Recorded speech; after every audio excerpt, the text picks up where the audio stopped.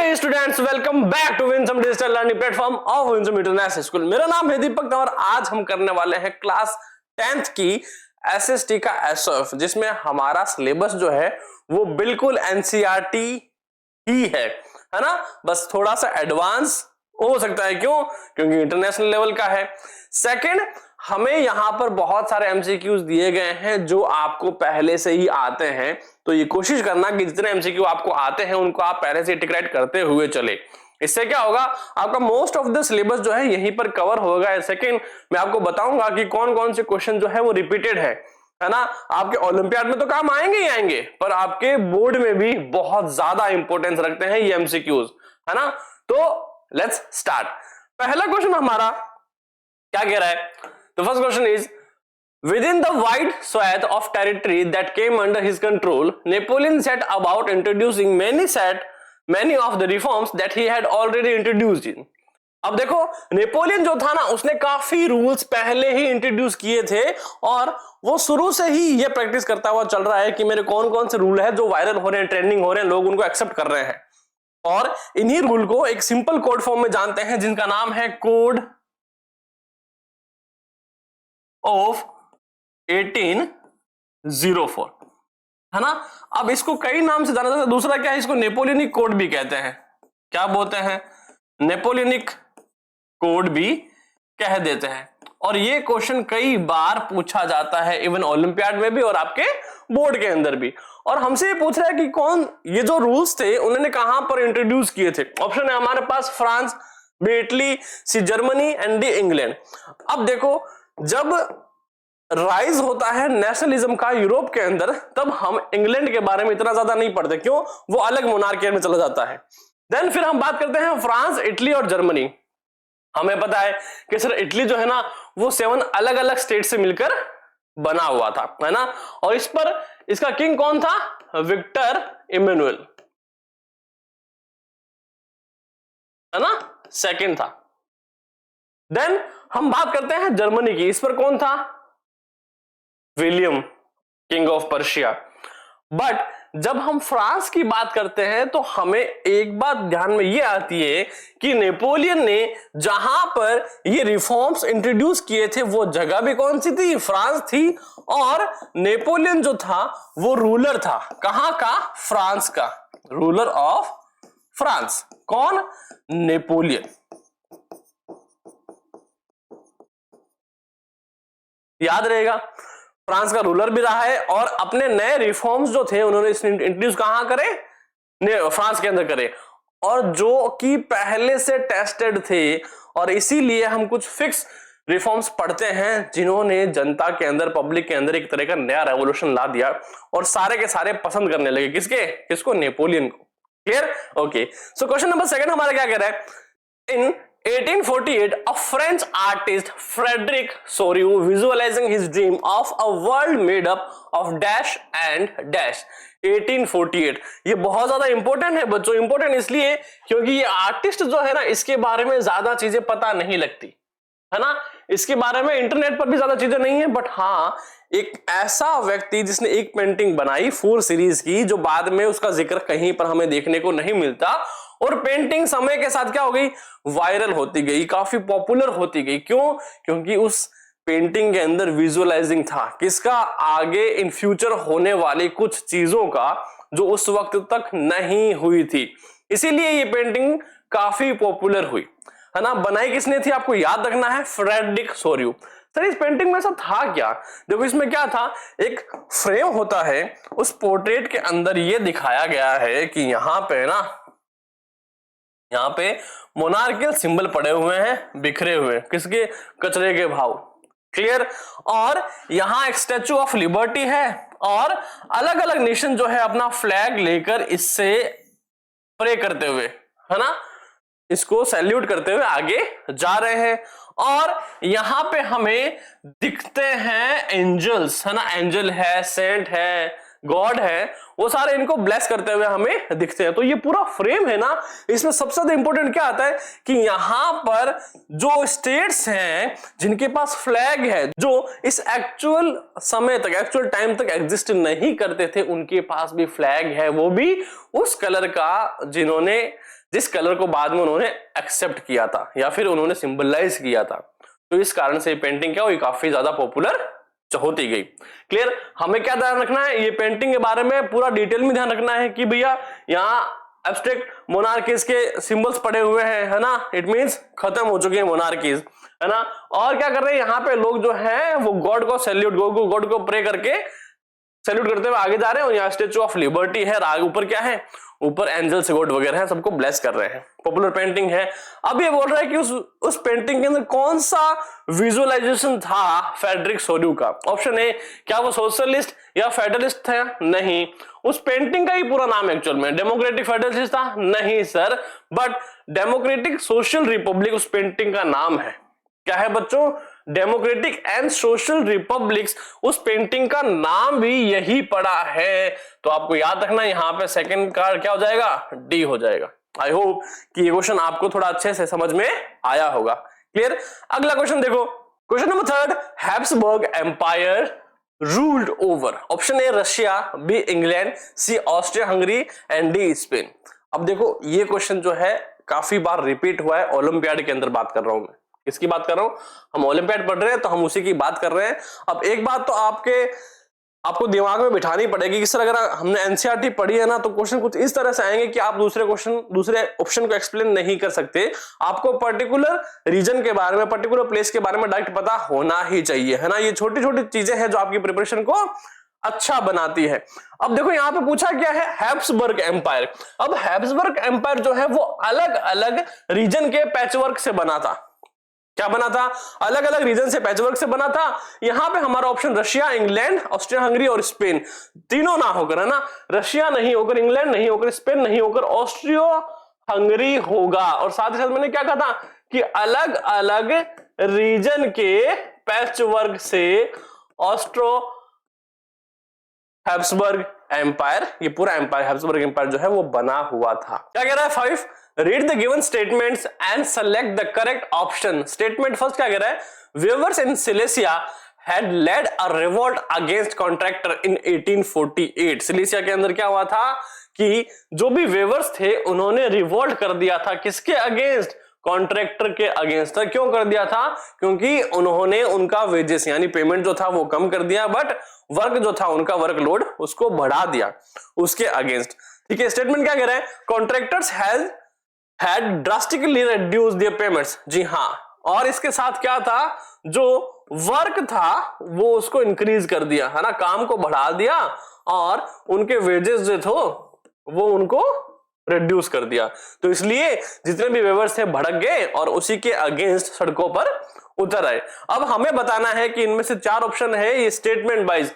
और देखो ओलंपियाड ने हमें किस तरह क्वेश्चन पूछे, ऐसे क्वेश्चन आपके सीबीएसई बोर्ड में पूछे जाते हैं स्टेटमेंट वाइज। ठीक है, और वैसे ही क्वेश्चन आपको ओलंपियाड भी पूछ रहा है। तो अगर आपको टॉपर, है ना, सब्जेक्ट में टॉप करना है तो आपको ओलंपियाड के क्वेश्चन जो है वो देखने ही चाहिए, रिकमेंडेड है 100%। ठीक है, पहला स्टेटमेंट क्या कह रहा है, both statement A first and second statement 2 are true and statement 2 is the correct explanation of statement first. ठीक है, बी कह रहा है both statement first and statement 2 are true but statement 2 is not the correct explanation of statement first. C क्या कह रहा है, statement 1 is true but statement 2 is false. And D statement 1 is false but statement 2 is true.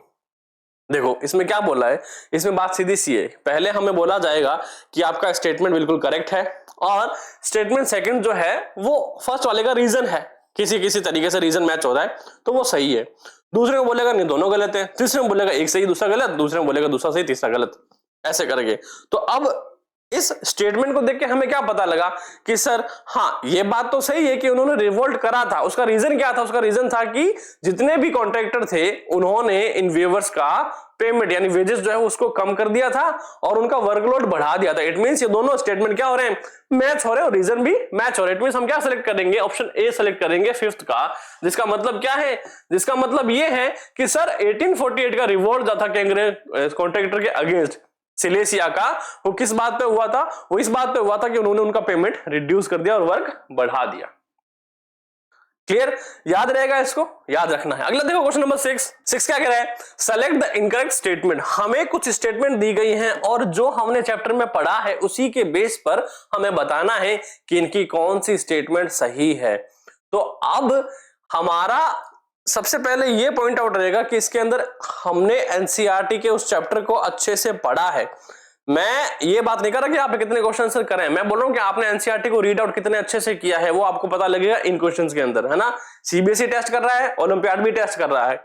क्या बोल रहा है? In revolutionary France the right to vote and to get elected was granted exclusively to property owning man. क्या था इधर? बात बिल्कुल सही थी कि फ्रांस के अंदर रिवोल्यूशनरी समय में सिर्फ राइट्स उन्हीं को दिए गए थे जिनके पास प्रॉपर्टी थी, और जिनके पास प्रॉपर्टी नहीं थी उनको क्या करना था? इट मींस ये शो करना था कि आपको 3 डेज का जो वेजेस है आपको अगर आप एज ए टैक्स पे करते हो तो आप वोट राइट्स आपके पास हैं, अदरवाइज आप पूरा का पूरा क्या हो? उस वोट क्राइटेरिया से बाहर हो। और इसी के साथ जो वुमेन्स थी उनको भी इन वोटिंग क्राइटेरिया से क्या रखा गया? बाहर रखा गया, एक्सक्लूड रखा गया। बात सीधी सी है, जिसके पास पैसा है वो वोट डालेगा, जिसके पास पैसा नहीं है वो वोट नहीं डालेगा। और इससे वापस क्या हुआ कि पावर अमीरों के पास ही रही। ठीक है, तो मतलब कि हमारा स्टेटमेंट फर्स्ट जो है ना वो करेक्ट है। और बताऊं एक सीक्रेट कि सीबीएसई जो है ना बहुत सारे क्वेश्चन इन्हीं ओलंपियाड से उठाता है। क्यों?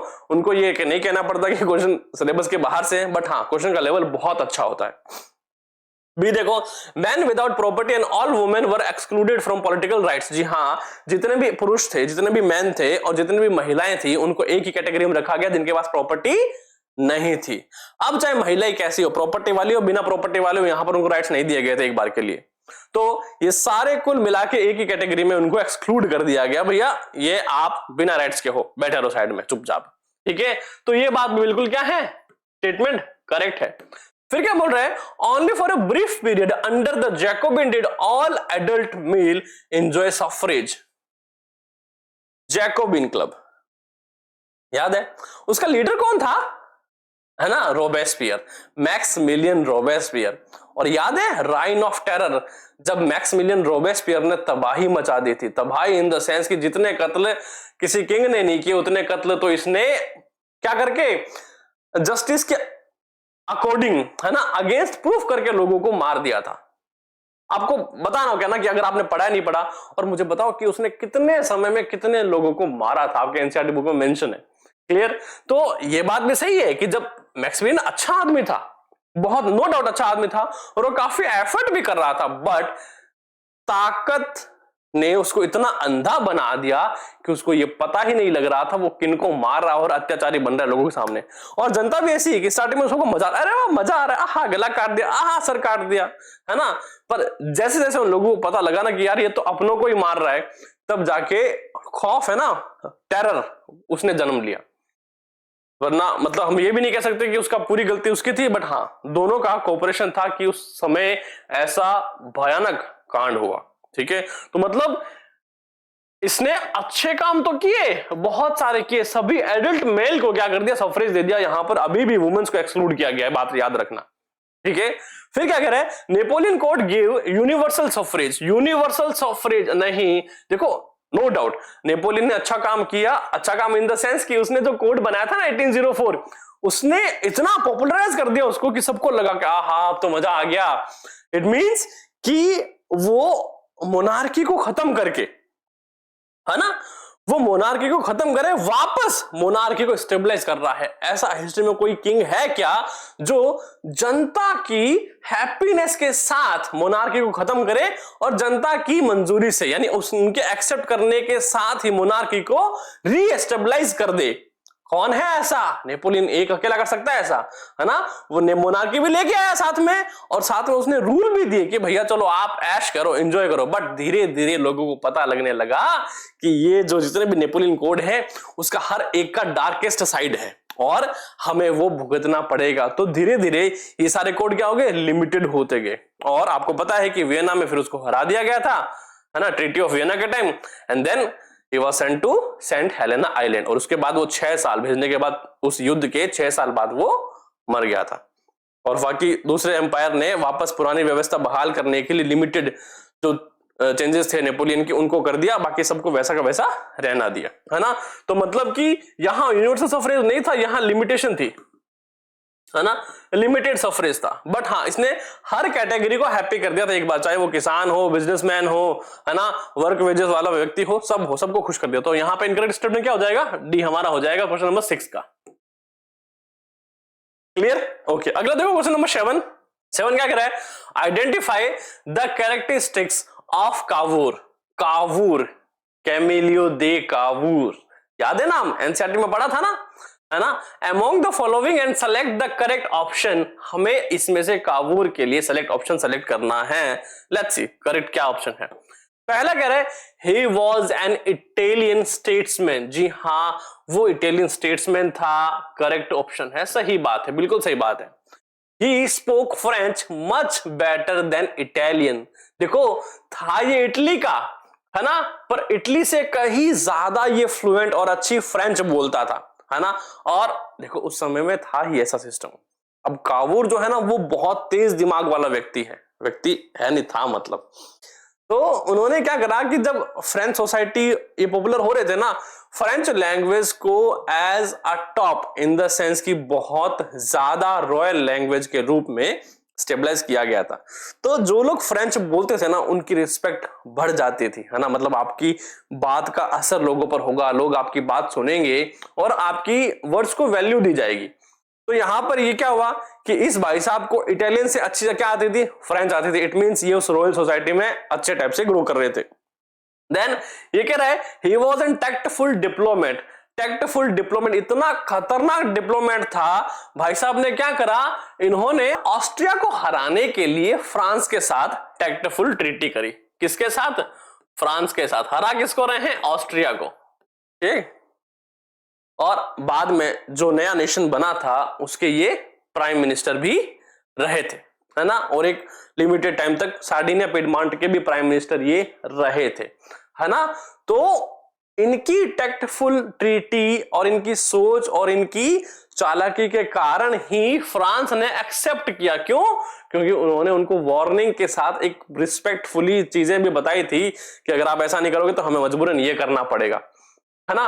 और इटली का रेवोल्यूशन इटली का यूनिफिकेशन जब हुआ था तभी इन्होंने बहुत अच्छा खासा, मतलब उसी के लिए सारा ये काम किया गया है। और इटली के यूनिफिकेशन में काफी ज्यादा नाम इनका लिया जाता है। क्यों? क्योंकि भाई साहब ने बहुत तगड़े काम करे। इट मींस कि हमें यह पता है कि कैमिलियो दे कावूर के बारे में तीनों स्टेटमेंट जो है बिल्कुल करेक्ट साबित होती है। इट मींस हम कह सकते हैं कि डी होगा हमारा option. It means all of these statements are correct about Camillo de Cavour. नाम याद रहेगा, कावूर याद कर लो, दे कैमिलियो याद कर लो, कैमिलियो दे कावूर याद कर लो, ठीक है। ओके, याद रहेगा। ओके, देन क्वेश्चन नंबर 8 देखो हमारा। In 1834 a dash union of Zollverein was form at the initiative of Prussia, है ना। पहले पर्शिया का इनिशिएटिव था बट बाद में कई जर्मन स्टेट ने भी इनको फॉलो कर लिया था। अब ये था क्या? Option A customs, B political, C trade या फिर डी वर्क। ये एक कस्टम यूनियन था। इसका मतलब क्या था? सीमा शुल्क, यानी बाउंड्री पर लिए जाने वाले टैक्स से रिलेटेड था। देखो पहले जैसा आपको पता था कि ज़ोल्वेरिन से पहले आप जितने भी बॉर्डर लाइन क्रॉस करते हो आपको हर बॉर्डर लाइन क्रॉस करने पर एक पर्टिकुलर टैक्स जो थे, आपका सामान जितना है, आपका माल जितना है, उनके अकॉर्डिंग आपको टैक्स पे करना होता था। और हर बार हर बॉर्डर पर ये टैक्स का प्राइस और मेजरमेंट अलग अलग होता था। तो जितने भी बिजनेस ओनर्स थे जो ट्रेड करते थे उनको ये पता करने में कि हमारा बेनिफिट प्रॉफिट कितना हुआ था, हमने कितना लूज किया, टाइम लगता था। कैलकुलेशन बहुत कॉम्प्लिकेटेड होती थी। क्यों? अलग अलग जगह पर अलग अलग टैरिफ प्लान्स थे और उनके तहत अलग अलग टैक्सेस पे करना पड़ता था। फिर क्या करा, पर्शिया ने 1834 में एक इनिशिएटिव उठाया जिसके तहत एक ज़ोल्वेरेन ग्रुप बनाया, है ना, इसी बाउंड्री लाइन के टैक्सेस को लेकर, और उन्होंने बोला कि इस टैरिफ लाइन को पूरा का पूरा फ्री कर दिया जाए और या तो स्टार्टिंग में या फिर एंड में, मतलब कि वन टाइम टैक्स ही लिया जाएगा, जिससे जितने भी ट्रेड करने वाले लोग हैं उनको बिजनेस एक एक्यूरेट चलाने में, प्रॉफिट लॉस काउंट करने में इजीनेस हो जाए। और इसी को बाद में दूसरे जितने भी जर्मन स्टेट्स थे फॉलो किया गया और ये काफी पॉपुलर भी हुआ, है ना। याद रखना है ज़ोल्वेरेन ग्रुप था एक इनिशिएटिव, किसका था? पर्शिया का। 1834 में इसको स्टेबलाइज किया गया था, correct. And then it means about a boundary tax, tariff plans जो ड्यूटी टैक्स था ना उसके अगेंस्ट था, सबको हटाकर एक सिंगल यूनिफॉर्म टैक्स कर दिया गया था। इट मींस यहां पे हम कहेंगे कि ऑप्शन 8 का हमारा क्या हो जाएगा, क्वेश्चन नंबर 8 का ऑप्शन क्या हो जाएगा? ए हो जाएगा, ठीक है। ये कस्टम्स था, यूनियन था of Zollverein was form at the initiative of Prussia. Clear. Question number 9 देखो, 9 क्या कह रहा है? Ideas of national unity in early 19th century Europe were closely allied to the ideology of option A nationalism, B liberalism, C secularism and D socialism। अब देखो, पता है यहां कंफ्यूज होने का रीजन हमारे पास है ऑप्शन ए एंड बी कि सर जब हम यूरोप की बात करते हैं तो हमारे चैप्टर का नाम क्या है? The rise of nationalism. क्या है सर? नेशनलिज्म। तो बच्चे क्या बोलेंगे कि सर क्या होना चाहिए इसका आंसर? नेशनलिज्म होना चाहिए। बट क्या ये होगा? क्या नहीं। आपने एनसीईआरटी पढ़ी है ना, आपने एक चीज नोट करी होगी कि सर यूरोप में नेशनलिज्म पहले नहीं था, शुरू से ही नहीं था, है ना। पहले लोग क्या चाहते थे?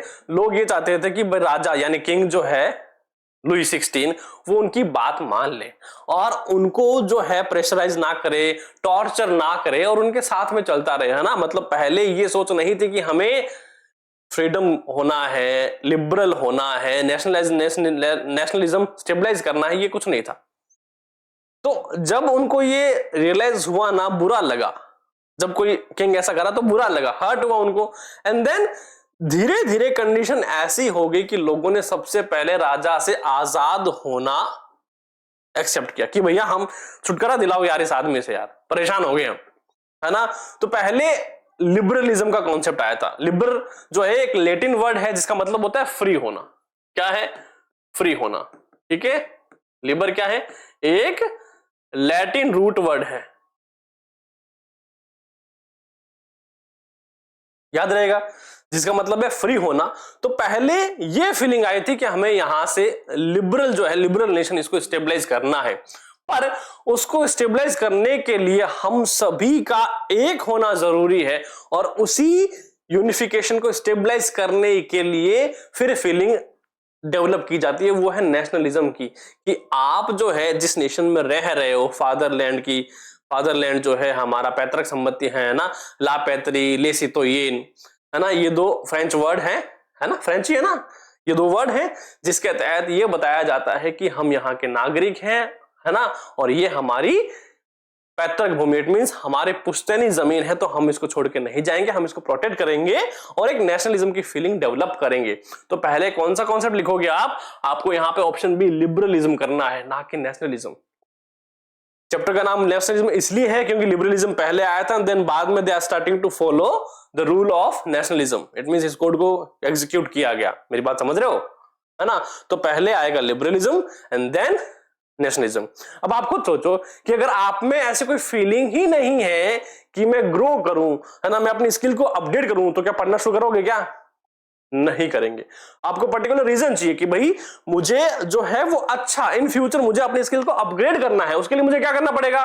पढ़ना पड़ेगा। पर पढ़ने के लिए क्या करना पड़ेगा? हमें टीचर की बात माननी पड़ेगी, डिसिप्लिन के साथ रहना पड़ेगा। तो आप अपने अंदर डिसिप्लिन को बिल्ड कर रहे हो, किसके लिए? पढ़ने के लिए, जो कि आपकी हेल्प करेगा इन फ्यूचर आपको अपग्रेड करने के लिए। तो यहां पे क्या है? यहां पे पहले आप लिबरलिज्म को सपोर्ट कर रहे हो ताकि आजाद हो, और इसको पूरा एग्जीक्यूट करने के लिए आपको पहले क्या करना पड़ेगा? नेशनलिज्म की फीलिंग को डेवलप करना पड़ेगा, और तब जाके दोनों कंबाइन होंगे and you are ready to fight with opponent. Clear? So यहां पे हमारा ऑप्शन क्या हो जाएगा? 9th का बी हो जाएगा, है ना। इन चैप्टर में एक्सप्लेनेशन रहेगा। अगर आप एनसीईआरटी पढ़ी है ना, तो आपको अच्छे से नहीं पढ़ी है तो भी यहां पे आपको समझ में आ जाएगी, कोई टेंशन वाली बात है नहीं। क्लियर? ओके, क्वेश्चन नंबर 10 देखो। क्वेश्चन नंबर क्या कह रहा है 10? Why industrial workers did not participate in civil disobedience movement. अब यहां पे बात आता है सविनय अवज्ञा आंदोलन जो है ना, गांधी जी द्वारा चलाया गया, महात्मा गांधी द्वारा चलाया गया, उसको इंडस्ट्रियल वर्कर जो है ना वो सपोर्ट क्यों नहीं कर रहे? यहां पे एक रीजन है। चलो पहले हम ऑप्शन की बात करते हैं। क्या कह रहा है? They were close to the Congress, B they support socialism, C they were reluctant towards the boycott of handmade goods, and D they were happy with their economic profit. पहली बात करें, वर्कर्स जो थे ना अपने इकोनॉमिक प्रॉफिट के लिए happy नहीं थे। क्यों? क्योंकि इनका इकोनॉमिक प्रॉफिट और उनकी सैलरी दोनों कम थे, और उसी के अगेंस्ट ये चाहते थे कि क्या करें, सिविल डिसोबीडियंस हमारी इन मांगों को सुने। बट कांग्रेस जो है वो ये आम तौर पर खुलेआम नहीं करना चाहती थी। इट मींस कि इंडस्ट्रियल वर्कर्स को सपोर्ट नहीं करना चाहती थी। अब क्यों नहीं करना चाहती थी? क्यों? क्योंकि कांग्रेस जो था उसको डर था, कांग्रेस को डर था कि अगर उन्होंने वर्कर्स को सपोर्ट किया, है ना, वर्कर्स को सपोर्ट किया, तो हमारे जितने भी इंडस्ट्रियलिस्ट है ये अपनी फंडिंग जो है वो बंद कर देंगे, है ना, फाइनेंशियल सपोर्ट जो है अपना बंद कर देंगे। और अगर फाइनेंशियल सपोर्ट बंद हुआ तो कांग्रेस का मूवमेंट और आगे चलने वाली चीजें जो क्या हो जाएगी, आपकी रुक जाएंगी। तो इसी डर से कि इंडस्ट्रियलिस्ट अपना फाइनेंशियल सपोर्ट बंद ना करे, उन्होंने वर्कर्स को सपोर्ट नहीं किया।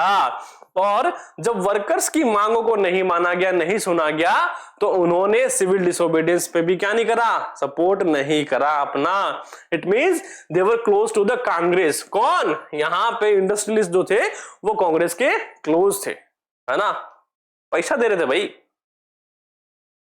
ये रीजन रहा। और कई कारणों से कांग्रेस जो थी वो डरती रही कि ऐसा ना हो जाए तो हम ये नहीं करेंगे, ऐसा नहीं हो जाए तो हम ये करेंगे।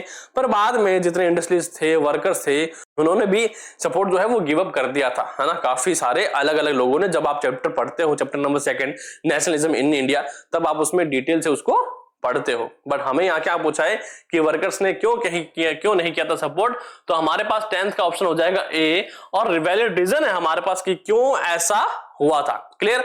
याद रहेगा। चलो अगला देखो, क्वेश्चन नंबर 11। क्वेश्चन नंबर 11 देखो, सेलेक्ट द इनकरेक्ट मैच। हमें इन ऑप्शन में से इनकरेक्ट जो है वो मैच करना है।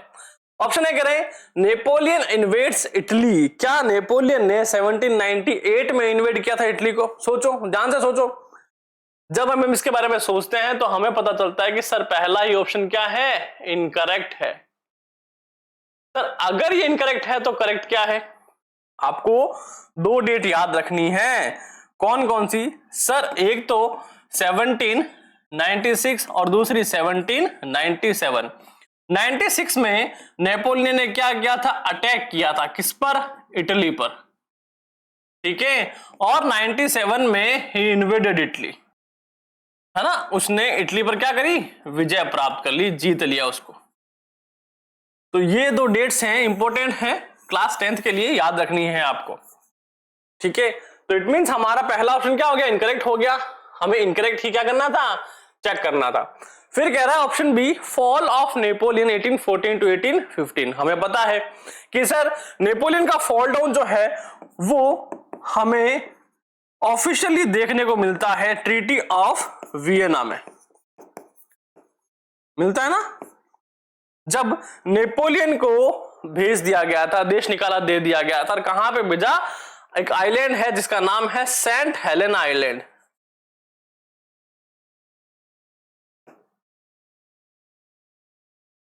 वहां पर क्या हुआ, 6 साल तक तड़पने के बाद उसकी डेथ हो गई थी। अब मुझे यह बताओ कि ट्रीटी ऑफ वियना जो थी उसको होस्ट किसने किया था? इसके पीछे एक बहुत ही इंटरेस्टिंग स्टोरी है ना, चैप्टर में आपने पढ़ा होगा। मुझे कमेंट करके बताओ कि इसका होस्ट जो है वो कौन था। इंपॉर्टेंट है, क्वेश्चन पूछा जाता है। फिर कह रहा है यूनिफिकेशन ऑफ इटली 1859 टू 1817। 70 मतलब, अब इटली के यूनिफिकेशन के कौन ज्यादा जाना जाता है, तो वो है जूसेपी गैरिबाल्डी, ठीक है। फिर कह रहा है यूनिफिकेशन ऑफ जर्मनी 1866 से 1871। हमें यहां पर एक केस जो है वो देखने को मिलता है बुक के अंदर आपका, जिसका नाम है स्ट्रेंज केस ऑफ ब्रिटेन।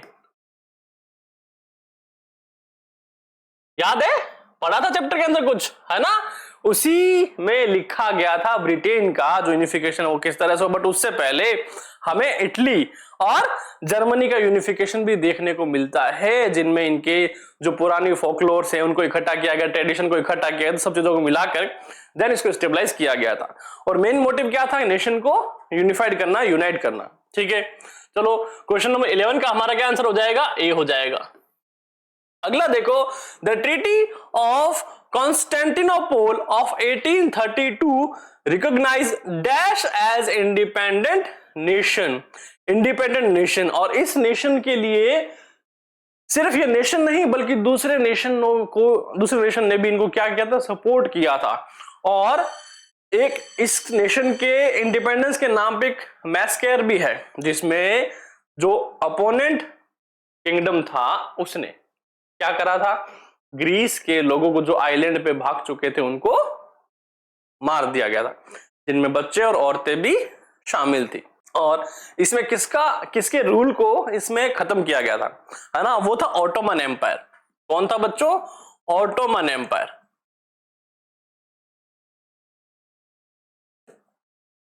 याद रहेगा, ऑटोमन एम्पायर के अगेंस्ट ग्रीस इंडिपेंडेंस जो है वो नेशन बाद में हो गया था, है ना? और ये जो ट्रीटी है 1832 की, किसके लिए है? ये ग्रीस के लिए है। किसके लिए है बच्चों? ग्रीस के लिए है।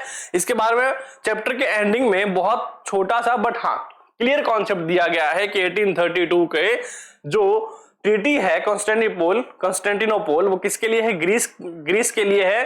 किससे इंडिपेंडेंट? ऑटोमन एम्पायर से। और जो ग्रीस के लोगों को मारने वाला एम्पायर था वो क्या था? ऑटोमन एम्पायर, यानी इसका ओपोनेंट था। क्लियर? याद रहेगा। तो क्वेश्चन नंबर 12 का यहां पे क्या हो जाएगा? आपका आंसर सी हो जाएगा। और इटली का यूनिफिकेशन आपने अच्छी तरह पढ़ा है ना? इटली, जर्मनी और ब्रिटेन। ठीक है, ये आपसे बोर्ड में भी पूछे जाते हैं। अगला क्वेश्चन देखो, question number 13, select the correct statement regarding the act of union. हमें एक्ट ऑफ यूनियन के तहत क्या करना है? एक सेलेक्ट करना है स्टेटमेंट जो कि बिल्कुल सही है। यहां पे ये याद रखना बच्चों कि एक्ट ऑफ यूनियन है वो किस किस के बीच में हुआ था? एक है स्कॉटलैंड और दूसरा है इंग्लैंड, है ना? और चैप्टर में इस कॉन्सेप्ट को काफी इजी तरीके से समझाया गया है, जिसमें क्या है कि इंग्लैंड की जो डोमिनेंसी होती है उसके अंदर करता क्या है कि इसके अंदर एक ऐसा एक्ट ऑफ यूनियन पारित किया जाता है जिसमें ये दोनों जो है एक ही पार्लियामेंट्री यानी कि द ग्रेट ब्रिटेन के अधीन, है ना, इसके फेवर में सारे रहेंगे। और जो भी पुरानी पार्लियामेंट्री अलग अलग हैं उनको यूनाइट कर देंगे। और इन सिंपल वर्ड्स इन दोनों को एक होना था। ठीक है, अब एक होना था, पर जब एक हुए पहले शर्त ये थी कि दोनों को इक्वल फ्रीडम जो है वो दी जाएगी। बट जैसे ही ग्रेट ब्रिटेन बना तो आपको पता है the strange case of great Britain हमें इसी में देखने को मिलता है। और एक्ट ऑफ यूनियन भी इसी के अंदर था, जिसमें यह बताया गया था कि स्कॉटलैंड, इसका कल्चर और इसका ट्रेडिशन उसको पूरी तरह पुश कर दिया गया। इट मींस धीरे धीरे समाप्त कर दिया गया। और जिन स्कॉटलैंड वालों को इससे खुश नहीं थे उनको जबरदस्ती बाहर जाना पड़ा, देश छोड़कर जाना पड़ा और बाकी को चुप रहना पड़ा। मतलब इनकी लैंग्वेज को बाउंडेड कर दिया गया, इनके ट्रेडिशन को, इनके कल्चर को पूरी तरह से बाउंडेड कर दिया गया। तो इसी के फेवर में हमसे कुछ स्टेटमेंट दिए गए हैं, वो पूछ रहा है the British monarchy surrender the power to English parliament. अब देखो यहां पे किसकी से बात कर रहा है? सिर्फ ब्रिटिश मोनार्की की बात कर रहा है इंग्लिश पार्लियामेंट के अंदर, पर नहीं, ये एक्ट ऑफ यूनियन के तहत नहीं था। The formation of the United kingdom of great Britain, हाँ, यूनाइटेड किंगडम का फॉर्मेशन किसमें? द ग्रेट ब्रिटेन में था। यानी ये वाला स्टेटमेंट जो है बिल्कुल करेक्ट है। रिलेटेड किससे है? एक्ट ऑफ यूनियन 1707 से। The British parliament seize power from Ireland, नहीं, आयरलैंड से पावर सीज नहीं की थी एक्ट ऑफ यूनियन में, है ना। स्कॉटलैंड और इंग्लैंड इन दोनों की भागीदारी थी और बना एक nation. The British nation was formed as a result of war with Scotland and Wales, नहीं, स्कॉटलैंड के साथ वॉर नहीं हुई थी, ये पूरी तरह से शांति समझौता था, एक पीस ऑफ ट्रीटी थी जिसके अंदर पैसों के दम पर, है ना, द पावर ऑफ मनी के बेस पर स्कॉटलैंड को ब्रिटेन में शामिल किया गया है ना। इंग्लैंड और ब्रिटेन, सॉरी, इंग्लैंड और स्कॉटलैंड ये मिलकर बनाते हैं किसको? ग्रेट ब्रिटेन को, है ना। तो इसीलिए कहते हैं the strange case of Britain, जिसमें बिना वॉर के पूरे विद्रोह को शांत कर दिया गया, है ना। पावर ऑफ मनी, है ना, पैसे और पावर के बलबूते पर। आपको पता है कि इंग्लैंड उस जमाने में कितना रईस हुआ करता था, है ना, अमीर हुआ करता था। देखो तो क्वेश्चन नंबर 13 का हमारा क्या हो जाएगा? बी हो जाएगा बच्चों। क्लियर? क्वेश्चन नंबर 14 क्या कह रहा है? What did Das walk stand for?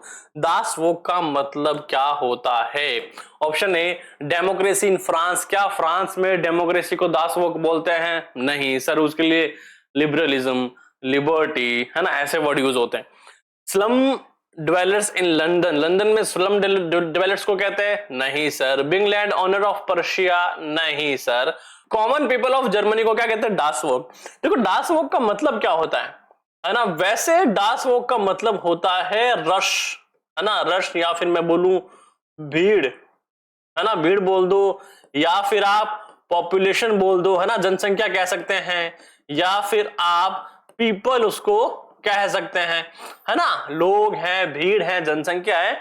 But German के साथ, है ना, जर्मनी के साथ इसका काफी अच्छा रिलेशन जुड़ा हुआ है। किसका? दासवोक का। तो इनमें यहां कॉमन पीपल को दासवोक कहा गया है। दूसरा इंपॉर्टेंट बात क्या है कि यहां पे एक डेली न्यूज़पेपर था। क्या था बच्चों? डेली एक न्यूज़पेपर था जर्मनी में, है ना, उसका नाम भी डासवॉक था, है ना।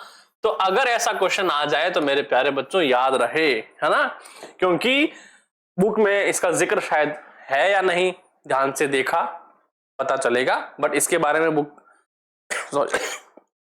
पर बुक में हमें ऐसा जिक्र देखने को बहुत कम मिलता है ना, या फिर नोटिस नहीं होता बच्चों को। अगला देखो, तो क्वेश्चन नंबर 14 का हमारा क्या हो जाएगा? डी हो जाएगा सर।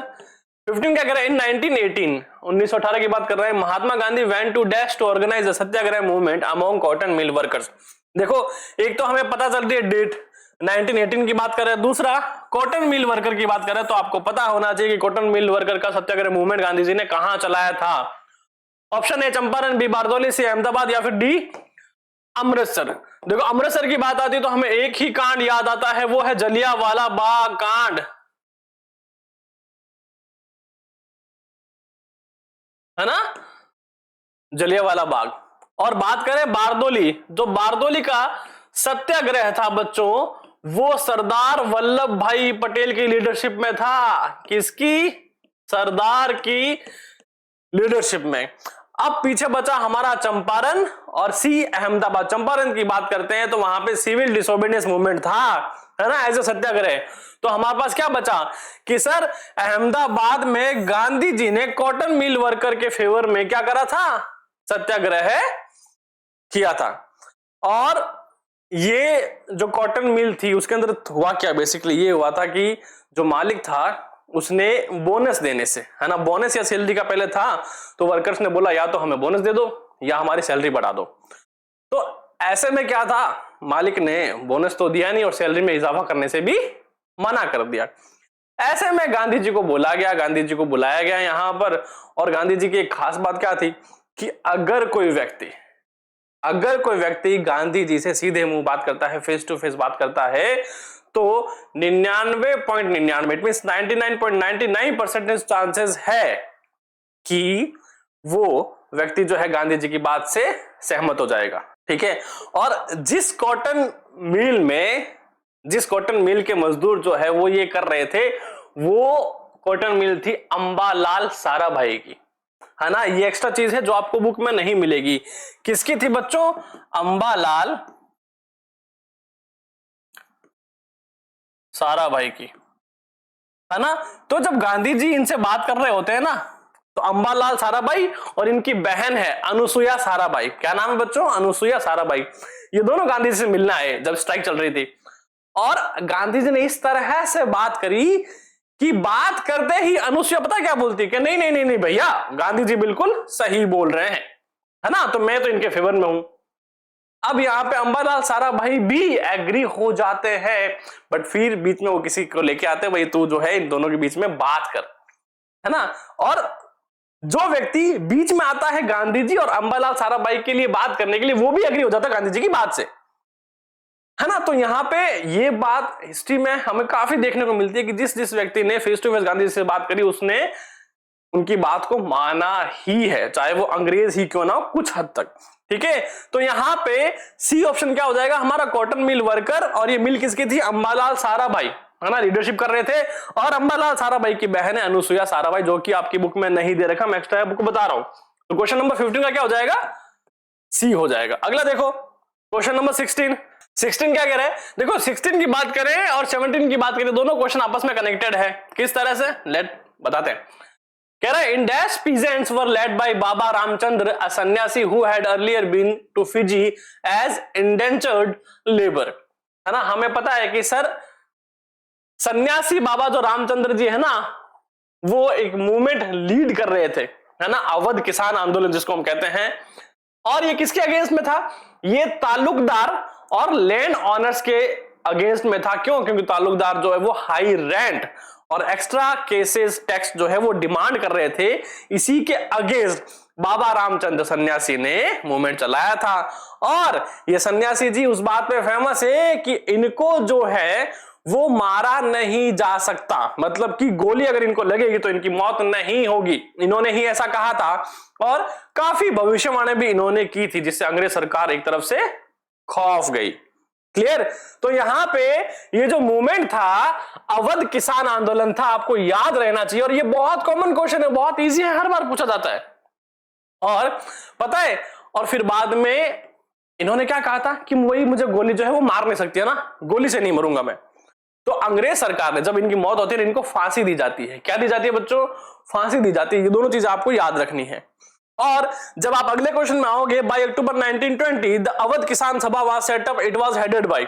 अब अवध किसान सभा, हमें यह पता लग रहा है यहां पे अवध लिखा है, यहां अवध लिखा है, हाँ बात एक ही है, दोनों अवध है। तो हमें एक नाम पता लग गया, कौन है, बाबा रामचंद्र सन्यासी, है ना, बाबा रामचंद्र सन्यासी आप याद रख लो। और इन सन्यासी के साथ एक व्यक्ति और जुड़ा हुआ था, वो था जवाहरलाल नेहरू, है ना।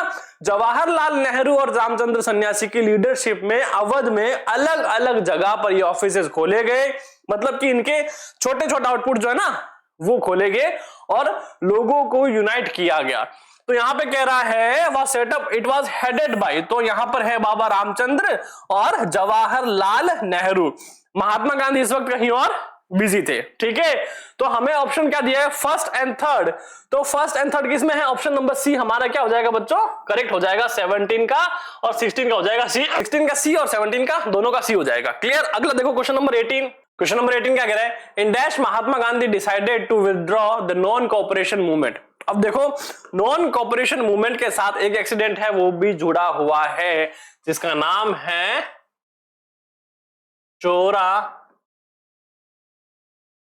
चोरी कांड, जिसको हम कहते हैं, है ना, क्राइसिस कह दो, कांड कह दो, या फिर एक एक्सीडेंट दे दो। अब हुआ क्या था, गांधी जी ने मूवमेंट चलाया, कौन सा, नॉन कोऑपरेशन मूवमेंट चलाया। और गांधी जी का यह मानना था कि भी अगर हम ब्रिटिश को कोऑपरेशन ही नहीं करेंगे, क्यों, ब्रिटिशर जो है इंडिया में आए किसकी वजह से, हमारे कॉर्पोरेशन की वजह से, कोऑपरेशन की वजह से, हमारे साथ की वजह से चला रहे सब कुछ। तो अगर हम कोऑपरेट ही नहीं करेंगे तो इनको जाना पड़ेगा। जबकि देखा जाए असल मायनों में गांधी जी का आइडिया बहुत तगड़ा था और उन्होंने बोला था कि 1 साल के भीतर भीतर अंग्रेजों को रवाना कर देंगे यहां से। बट हुआ क्या, हुआ ये कि गांधी जी की इस समय पॉपुलैरिटी एकदम ऑन द पीक थी और चोरा चोरी के अंदर एक सभा, एक पूरा जुलूस जो है, रैली निकल रही थी। और वहां पर पुलिस थाने के बाहर खड़े कुछ पुलिस वालों ने उस भीड़ के सामने गांधी जी को कुछ भला बुरा कह दिया। और इतने में ही भीड़ के कुछ लोग जो है, ऐसा कहा जाता है, भीड़ के कुछ लोगों को गुस्सा आया और ऐसे इस गुस्से में उन्होंने पूरे पुलिस थाने को आग लगा दी। और उस पुलिस वालों में भारतीय भी शामिल थे। ठीक है, तो 20 से 22 लोग जो है वो इस चोरा चोरी कांड में पुलिस थाने में जलकर मर गए। तो जब ये घटना गांधी जी के पास पहुंची तो गांधी जी ने क्या करा, नॉन कोऑपरेशन को विड्रॉ कर लिया। और हमसे चोरा चोरी कांड या फिर नॉन कोऑपरेशन विड्रॉल की बात करें तो डेट याद रखना, फरवरी 1922। क्या है, फरवरी 1922। 1920 से 1922 गांधी जी का नॉन कोऑपरेशन सिविल डिसोबीडियंस जो है उसको याद किया जाता है। आप इस तरह से इस डेट को मेंशन कर सकते हैं। तो ऑप्शन क्या हो जाएगा, 18 का ए हो जाएगा सर। फिर बात करते हैं क्वेश्चन नंबर 19 की। Who were the two leader who formed the Swaraj party? देखो स्वराज पार्टी को फॉर्म करने वाले दो लीडर कौन थे, याद रखना। यहां पे एक तो है मोतीलाल नेहरू, फादर ऑफ पंडित जवाहरलाल नेहरू। किसके पापा जी हैं ये जवाहरलाल नेहरू के पापा जी हैं। और सी आर दास, जिनका पूरा नाम है चित्तरंजन दास। क्या है बच्चों, चित्तरंजन दास। पेशे से ये क्या है, एक वकील है ना, लॉयर है। अब हुआ क्यों, है ना, कब की बात है, 1923 की बात है। 1923 की बात है, इन्होंने पार्टी की फॉर्मेशन करी और प्रेसिडेंट जो थे पार्टी के, है ना, वो थे चित्तरंजन दास। और मोतीलाल नेहरू जो है वो पहले सेक्रेटरी रहे इस पार्टी के। याद रहेगा कि सर चित्तरंजन दास ने इनको फॉर्म किया था, है ना, कि सर चित्तरंजन दास और मोतीलाल नेहरू ने मिलकर इस पार्टी को फॉर्म किया था। टू लीडर थे, जिसमें चित्तरंजन दास प्रेसिडेंट रहे और मोतीलाल नेहरू यानी नेहरू जी रहे पहले सेक्रेटरी। कब फॉर्म हुई थी, सन 1923 में। तो हमारा ऑप्शन क्या दे रखा है हमें, और सेकंड और थर्ड। तो कहां है second and third, option number B में, यानी कि 19 का क्या हो जाएगा, बी हो जाएगा बच्चों। चलो अगला क्वेश्चन देखो, क्वेश्चन नंबर 20। क्वेश्चन नंबर 20 देखो, which of the following agreements give seats to the depressed classes in provincial and central legislative council. याद रखना, इट्स इंपॉर्टेंट फैक्ट, है ना। अब ये इसमें हुआ क्या था, ये यरवदा, है ना, यरवदा जेल में, है ना, ये पैक्ट हुआ था जिसके तहत ब्रिटिश नहीं, जो डिप्रेस्ड क्लासेस थी उनकी पहले सीट लेजिस्लेटिव और प्रोविंशियल काउंसिल में थी 71, जिसे बढ़ाकर 148 किया गया था। और ये किसके बीच में हुआ था, ये हुआ था महात्मा गांधी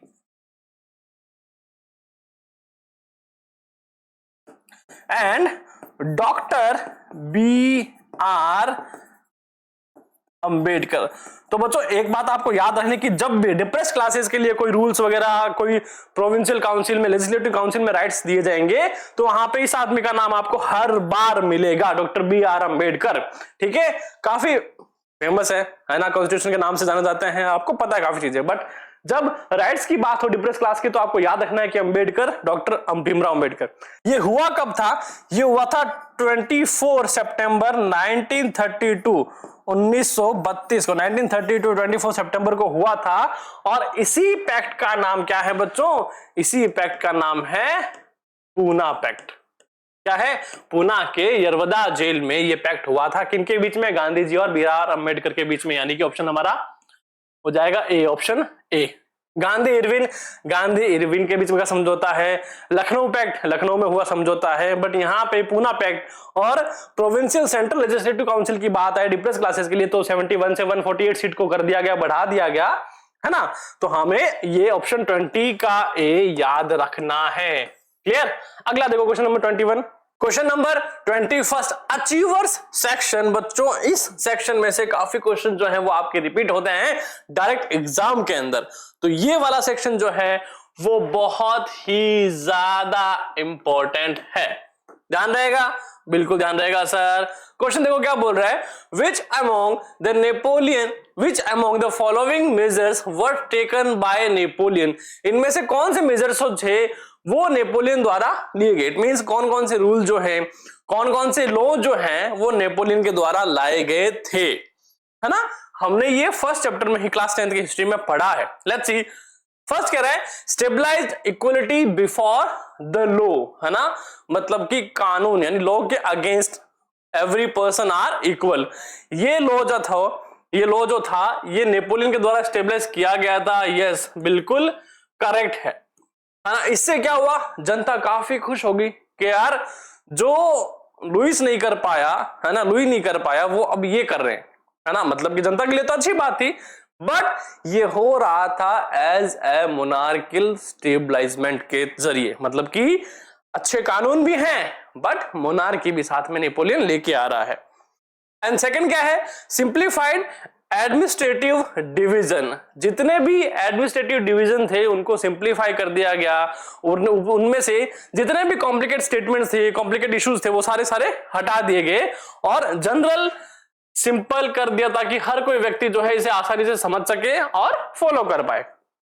थर्ड क्या करे, standardize weight and measures, weight and measure इसने स्टैंडर्डाइज कर दिया था, जिससे क्या हुआ, जिससे बाजार में जो इनकम और एक्सपेंस है उनका क्राइटेरिया साफ नजर आने लगा, सामान की जो कीमतें थी वो पता लगने लगी और कोई भी दुकानदार, कोई भी बिजनेस ओनर जो है वो प्रॉफिट और लॉस आसानी से काउंट करने लगा, है ना, जब ये मेजरमेंट इजी हो गया और उन लोगों को भी राहत मिली जो इनसे परेशान थे।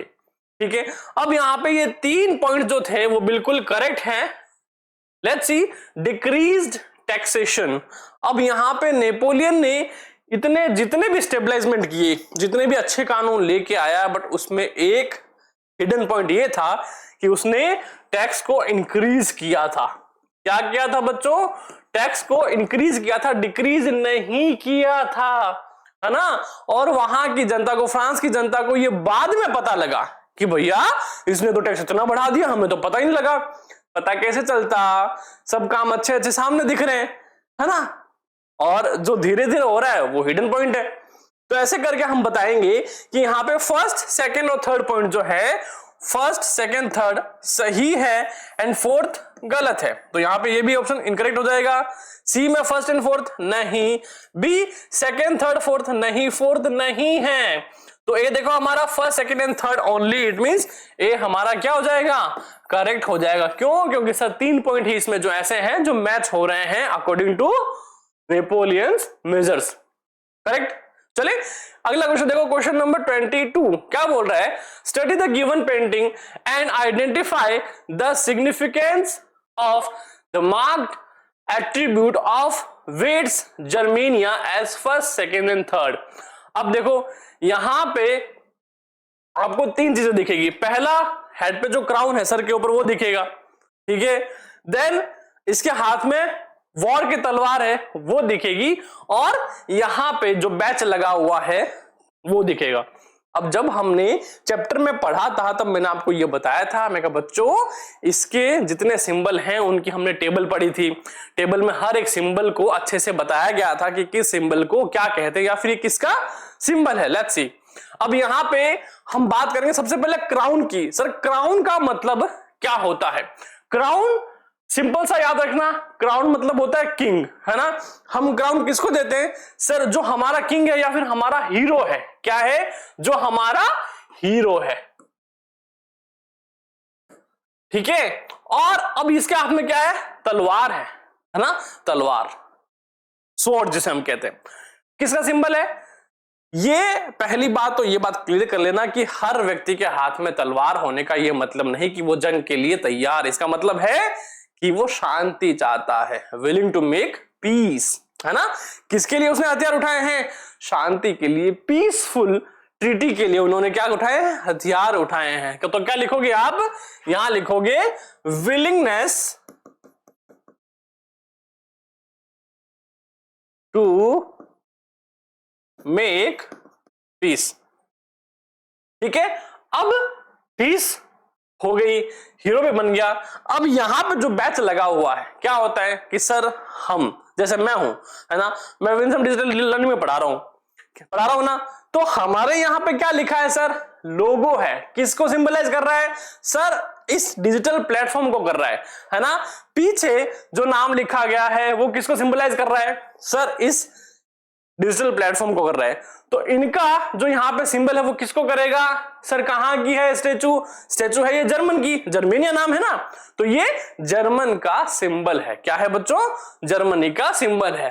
तो यहां पे हमारा ऑप्शन इसके तहत क्या होगा? सी जो है बिल्कुल करेक्ट होगा, है ना। हमारा फर्स्ट क्या है? सर हीरोइज्म का सिंबल है। फिर सेकंड स्वॉर्ड की बात आती है तो विलिंगनेस टू मेक पीस, है ना, पीस के लिए। एंड थर्ड क्या है, सिंबल ऑफ जर्मन एम्पायर, यानी स्ट्रेंथ का सिंबल है, पावर का सिंबल है।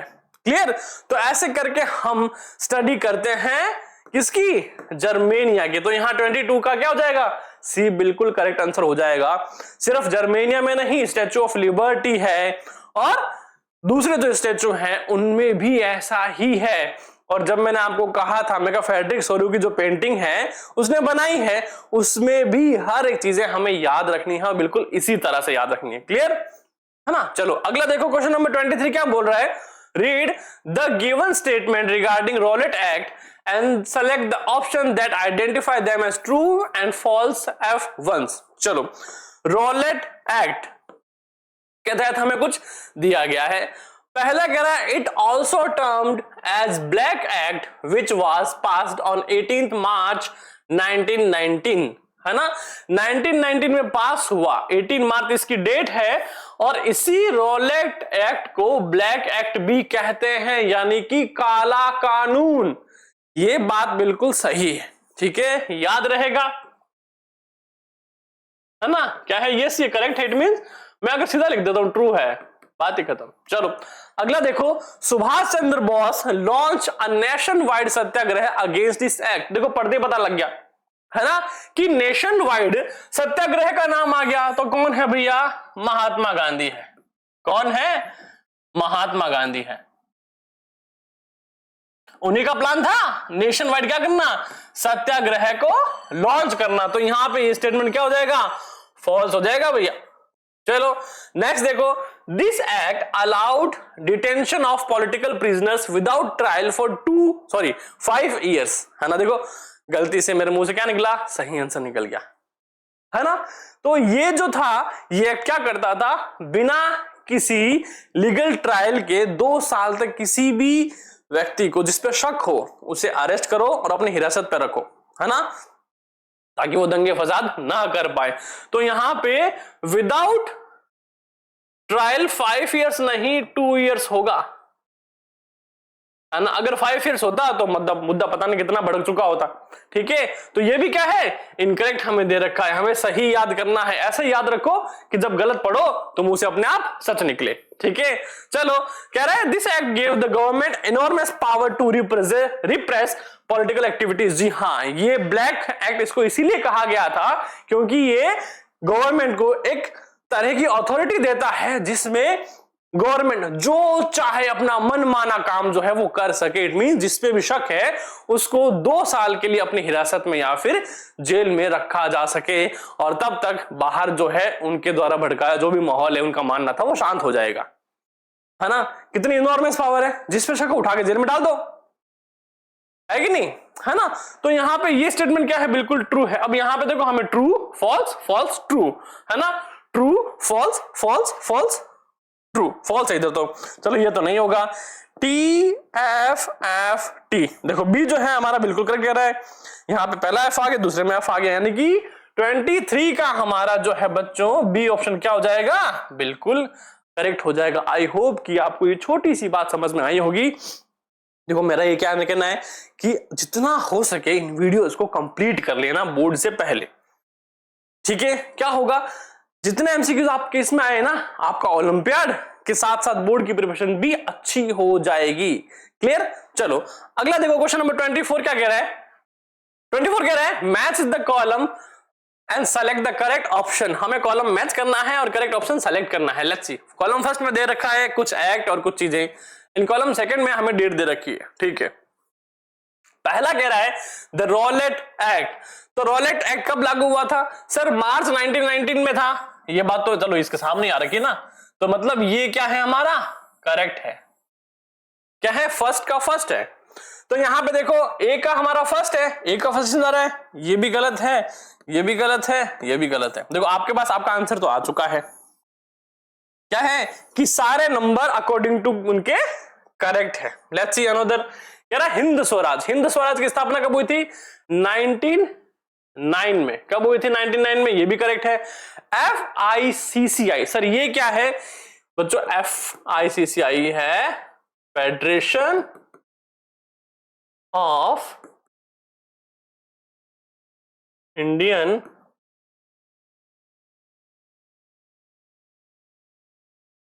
चैम्बर्स कॉमर्स एंड इंडस्ट्री, है ना। और इसकी स्टेबलाइजमेंट जो थी वो 1927 में हुई थी। किसने करी थी? जीडी बिरला ने। किसने करी थी बेटो? जीडी बिरला ने, याद रहेगा। चलो, और खिलाफत कमेटी का गठन कब हुआ था? 1919 मार्च में, है ना। रॉलेट एक्ट मार्च में 1919। तो आपको ए और बी याद रखने में क्या होगा? इजी रहेगा, है ना। खिलाफत कमेटी और रॉलेट एक्ट कमेटी और वर्ल्ड वॉर, ये भी आपको याद रखना है। क्लियर? तीनों साथ में क्यों? क्योंकि वर्ल्ड वॉर के रिजल्ट के तहत ये हुआ था खिलाफत कमेटी का बनना, कि भाई खलीफा पर कोई वो ऐसे शर्तें ना लगा दे जिससे खलीफा का जो रुतबा है वो बरकरार ना रहे, है ना। तो यहां पे क्वेश्चन नंबर 24 का क्या है? ए हमारा ऑप्शन क्या हो जाएगा बच्चों? बिल्कुल करेक्ट हो जाएगा। अगला देखो question number 25। Certain events are given below and select the appropriate chronological order. हमें स्टेटमेंट दिए गए हैं, इनको हमें क्रोनोलॉजिकल ऑर्डर में याद रखना है। तो देखो, इसके लिए बेस्ट ऑप्शन क्या है तुम्हारे पास कि सर हम सारे इंसिडेंट की डेट जो है वो याद रखें। जैसे कि मैं बात करूं, arrival of Simon commission. Simon commission जो है भारत कब आया था? तो याद रखना बच्चों 1928 में आया था। कब आया था? 1928 में।